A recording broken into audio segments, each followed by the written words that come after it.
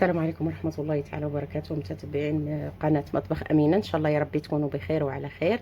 اليوم بإذن الله غادي نديروا فطاير محشية بالخضار واللحم مفروم. غادي نحتاجوا هنا عندي 700 غرام ديال طحين، هذه بالنسبة للعجينة. غادي نحتاج ملح، وغنحتاج هنا عندي واحد 10 غرام ديال الخميرة، وغادي نحتاج معلقه صغيره ديال السكر، وعندي هنا بياض ديال زوج ديال البيضات، وغادي نحتاج الماء. هذا بالنسبه للعجين.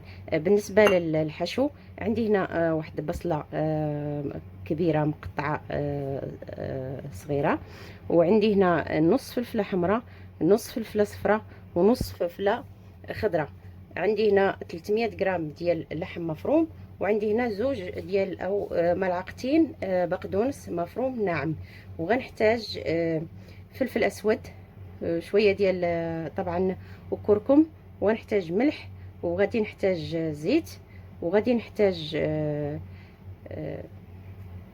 كمون، ونحتاج زنجبيل، ونحتاج شويه ديال باربيكيا، فلفل احمر حار. غادي الحين غنحط العجين يتعجن، وعاد غادي نرجع لكم، وعاد غادي نقول لكم شحال خدينا ديال الماء بالنسبه للعجين. هو تقريبا كتكون العجينه نفسها نفس عجينه المسمن او لا المشلتت، ولا نفس العجينه بالضبط، غير هي زايد فيها بياض ديال البيض. الحين غادي نحط الحشو ديالي باش تقريبا واحد 3 المعالق ديال زيت زيتون. غادي ننزل فيها هاد بعد ما سخن عندي شويه، غادي ننزل فيها بصل اول شيء،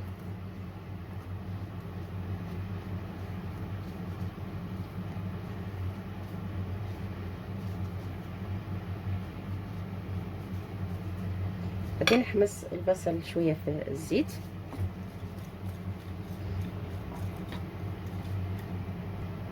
الحين بالعجين عندي تعجن، غادي نضيف واحد معلقه ديال الزبده ونرجع نعجنو مره ثانيه. الحين بضيف فص ثوم، فص واحد،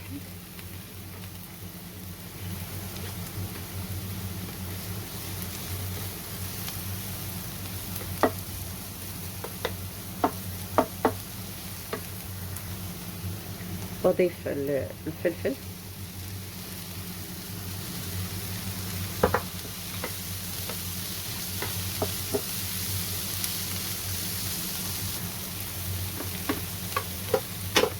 بضيف اللحم،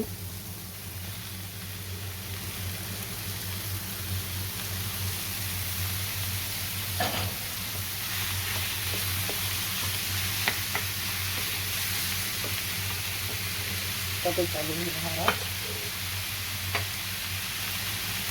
ناخذ نص كركم، وملعقه فلفل اسود، وربع ملعقه زنجبيل، وناخذ ربع ملعقه فلفل احمر حار، وغادي ناخذ كمون، تقريبا ملعقه صغيره كمون،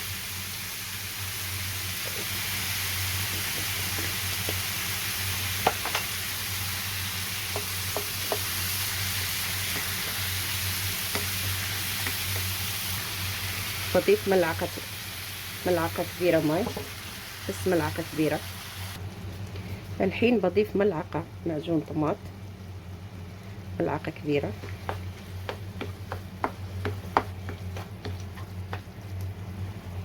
واضيف ملح.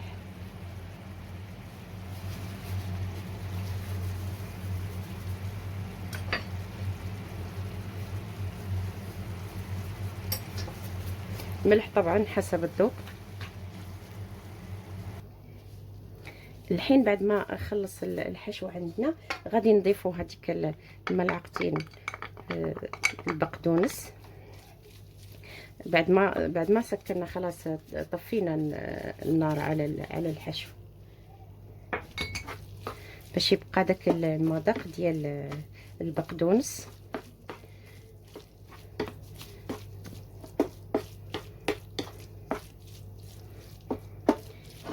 هو عندنا خلص. العجين ها هو قطعته على 5 ديال الكوار، وغادي نغطيه شويه نخليه يرتاح ونكمل معكم. الحين بعد ما ارتاحت العجينه عندنا تقريبا خليناها واحد 10 ديال الدقائق على ما ارتاحت. غادي نبداو بسم الله على بركه الله. هنا غادي نحط شويه ديال الزيت، غادي نحتاج هنا عندي شويه ديال النشا، وعندي زبده، عندي زبده اللي غادي نحتاج باش غادي نفرد العجين.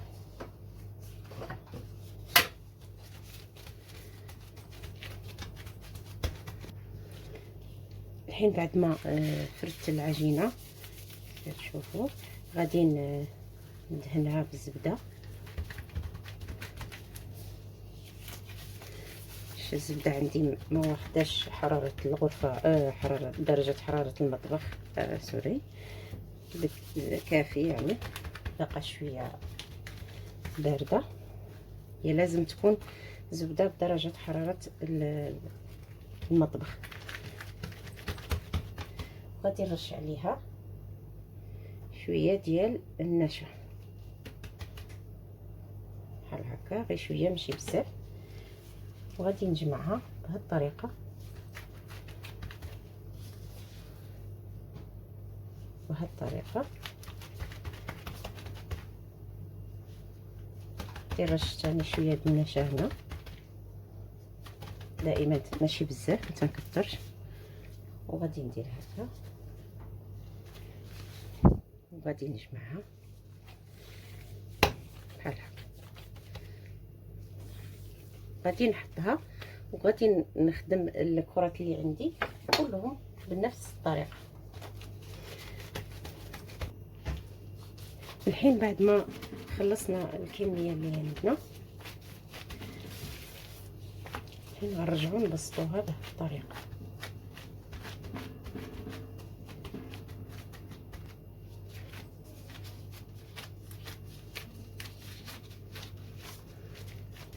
كنحاولوا نبسطوها مقاده، يعني ما نخربوش هذيك المربع.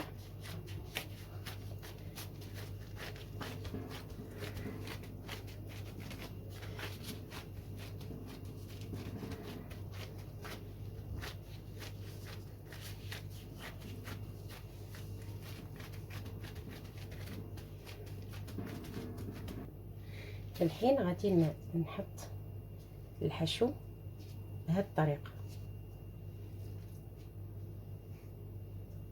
هذا الحشو بعد ما برد عندنا تماما.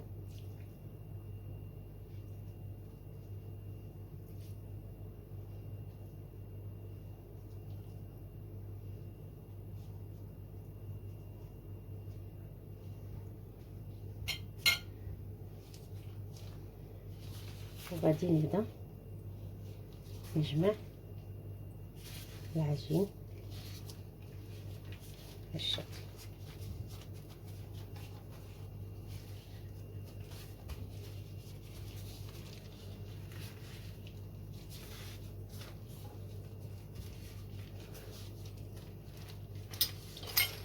هنا في الاخر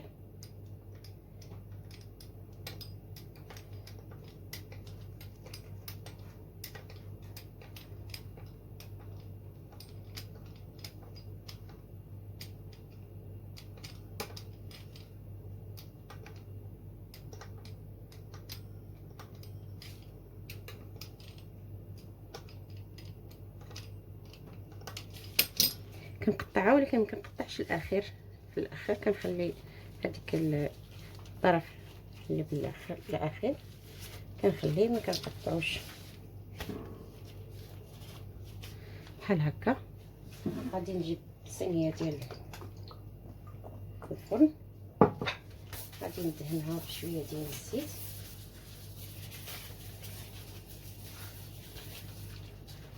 وغادي ننزل فيها الفطيره اللي عندي. غادي ننزلها بحال هكا. انا غادي نكمل الكميه اللي عندي كامله ونرجعوا ان شاء الله.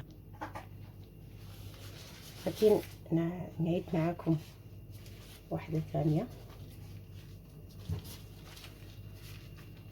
كتشوفوا.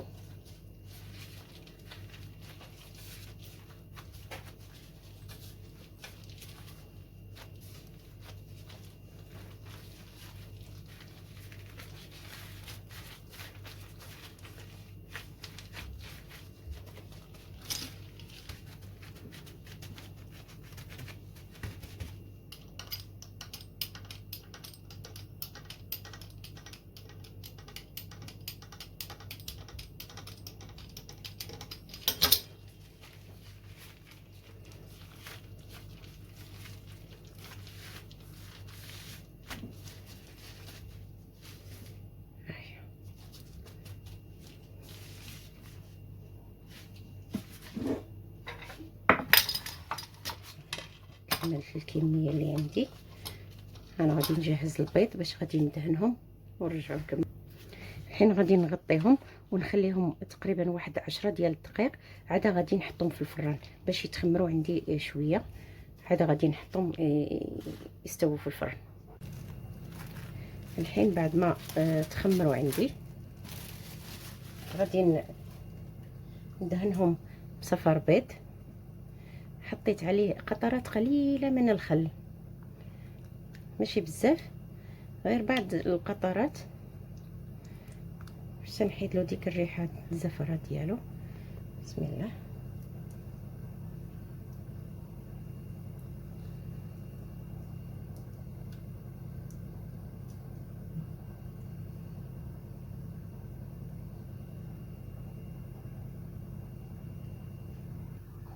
الحين بعد ما دهنتهم بالصفار البيض غادي نبدا نحط هنا شويه ديال السمسم من فوق، زنجلان،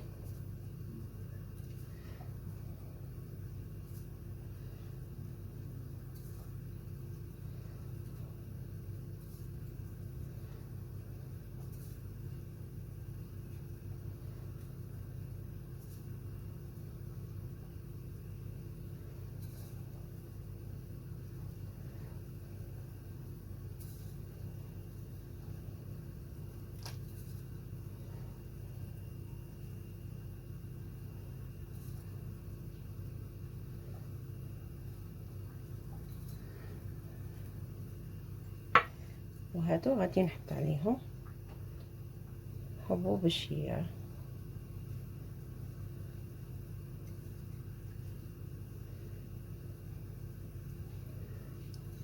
نتوما تحطوا اللي بغيتو عادي، اللي كيبغي شي حاجه يزين بها، ماشي شرط يعني.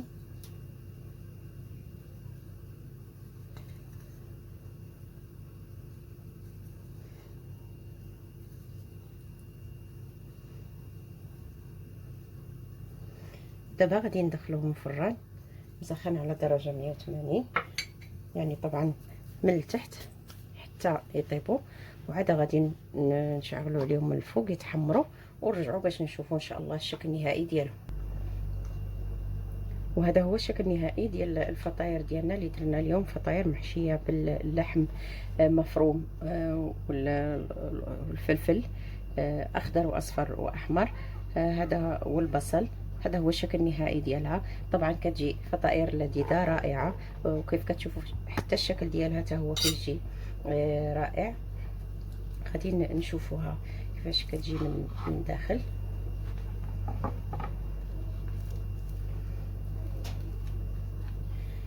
هو الشكل ديالها كتجي يعني مستويه، يعني مطهيه. العجين كيكون مطهي وخفيف. هيا كيف كتشوفوا هذا هو الشكل النهائي ديال الفطاير ديالنا. ان شاء الله يا ربي. كنتمنى، انا تيقولوا لي رفعي صوتك، ولكن معليش سمحوا لي على ما نتعود ان شاء الله. ان شاء الله كنتمنى الفطاير ديال اليوم تنال الاعجاب ديالكم وتجربوها. جربوها، راها فعلا والله لذيذه لذيذه جدا. وبالصحه والراحه. ما تنسونيش من اللايك واشتراك للقناه، وشكرا لكم بزاف، ولا شكرا لكم كثير.